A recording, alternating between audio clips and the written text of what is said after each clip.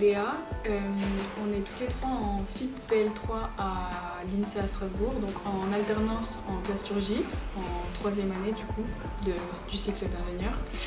Moi personnellement, je suis dans une entreprise qui s'appelle Flex & Game. Moi c'est Botivo, donc je suis chez Aliaxis Research and Technology. Je m'appelle Oriane et je suis chez Intercara. Moi j'ai décidé de partir en plasturgie parce que c'est un domaine que je connaissais pas beaucoup. J'ai fait un DUT génie mécanique avant et du coup là, on a vu quelques notions de plasturgie mais légères. Du coup j'avais envie d'approfondir ce domaine pour pouvoir pourquoi pas développer des nouvelles matières plus biodégradables, écologiques, etc. J'ai fait un DUT sciences et génie des matériaux et c'était un diplôme assez pluridisciplinaire.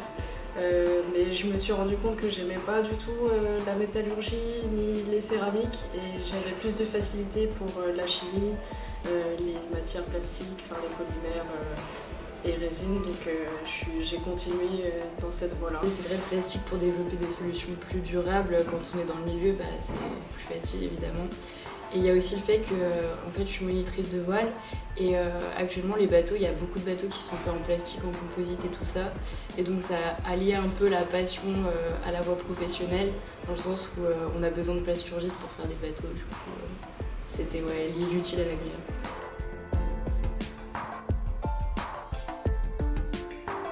La semaine a été articulée autour de plusieurs points, c'est-à-dire qu'on a d'abord commencé par la théorie sur la première demi-journée, avec des rappels de matériaux, des rappels de procédés pour commencer à reposer le cadre de la semaine. Personnellement, moi je trouve que c'est une semaine assez intéressante parce que du coup on est vraiment à fond dans le domaine injection de plastique, moulage, etc.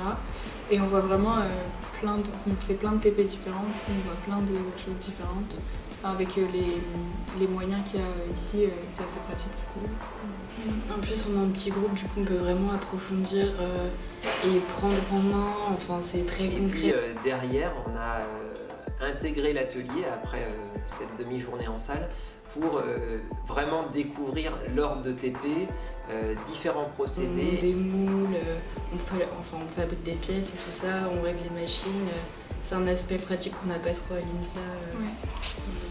Et c'est vrai que le parc machine il est très diversifié, il est énorme et tout, et donc on a l'occasion de travailler sur des bonnes machines dans de bonnes conditions et ça c'est très important.